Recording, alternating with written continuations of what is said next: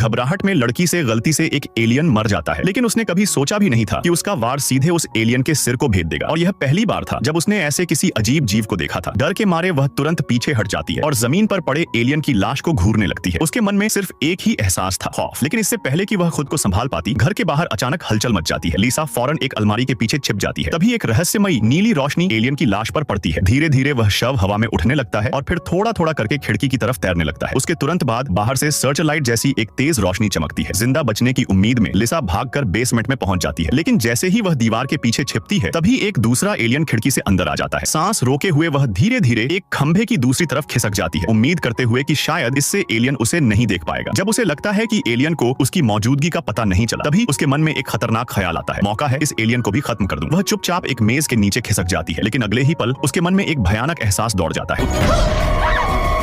उसी क्षण उसे सच्चाई समझ आती है। वह चीज उससे अनजान नहीं थी, उसे तो उसकी मौजूदगी की परवाह ही नहीं थी। वह सिर्फ उसके साथ खेल रही थी। फिर भी लिसा हिम्मत जुटाकर अपनी रक्षा के लिए एक कैंची उठा लेती है, लेकिन एलियन बस हाथ हिलाता है और कैंची पल भर में उसके हाथ से छिन जाती है। बेबस होकर वह पास रखा एक फोटो एल्बम उठा लेती है, मगर एलियन अपनी टेलीकिनेसिस शक्ति से उसे भी उसके हाथों से खींच लेता है। लेकिन जैसे ही एलियन तस्वीरों में मौजूद इंसानों को देखता है, उसकी आंखों में एक अजीब सा बदलाव दिखाई देता है। मौका देखते ही लिसा ऊपर की मंजिल की ओर भागती है और छिप जाती है। जब एलियन दरवाजा खोलकर अंदर आता है तो वह तुरंत उसे ढूंढना शुरू नहीं करता, बल्कि धीरे धीरे कमरे के खंभों और आसपास की चीजों को देखने लगता है। ऐसा लगता है मानो वह तस्वीरों को समझने की कोशिश कर रहा हो, जैसे किसी बेहद महत्वपूर्ण सुराग की तलाश में हो। जैसे ही एलियन तस्वीरों में पूरी तरह उलझ जाता है, लिसा उस पर पीछे से हमला करने की कोशिश करती है,